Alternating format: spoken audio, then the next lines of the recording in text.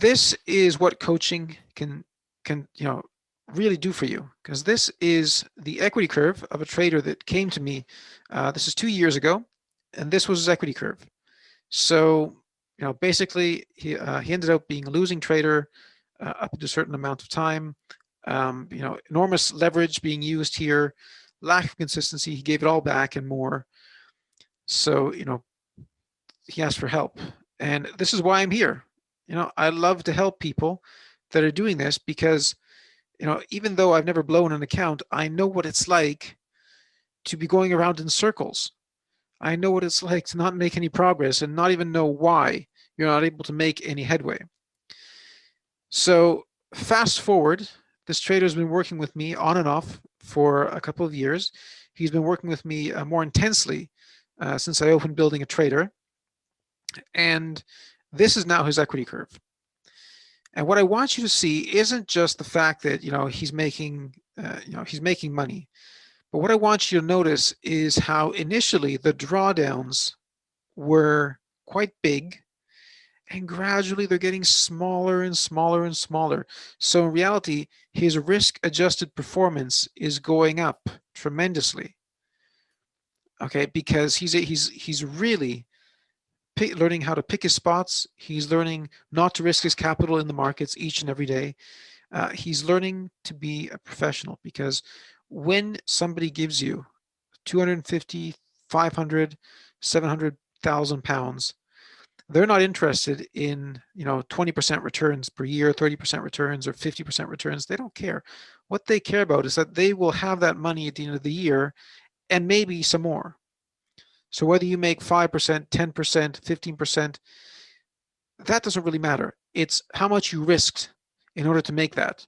Because if you made 50%, but at the same time you risked 50% of the account, your risk-adjusted performance isn't very good. So instead, if you're able to achieve, let's say, 10 or 15% on that money, but risking 2 or 3%, your risk-adjusted performance is fantastic. And the people that have funded you know that in no case will you actually blow up their account. And that is the key here. This is what we're talking about.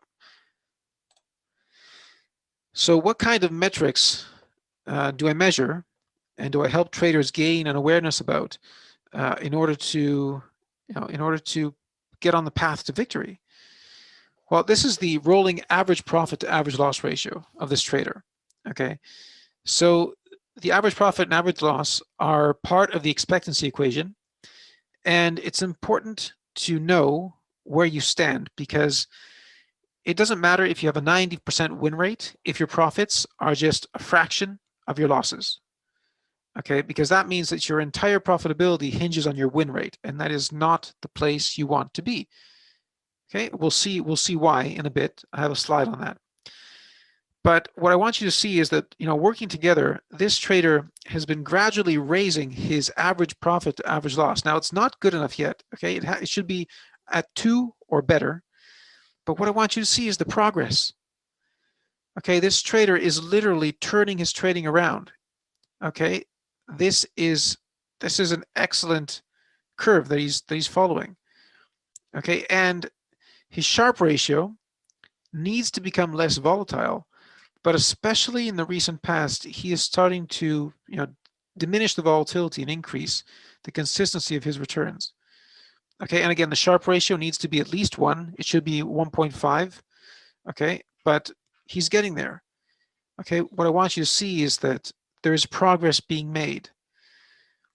But I'd like you to wonder, where would he be if we weren't working together?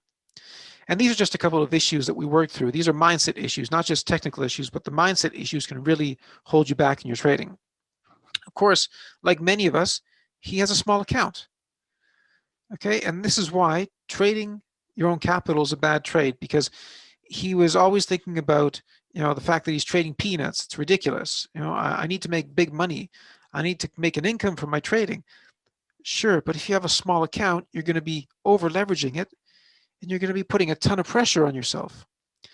And so that's why here with Building a Trader with me, the focus is on the actual performance metrics, because the money is always there. You have funding available. All you need to do is be consistent and focus on your percentage returns and on your risk adjusted return.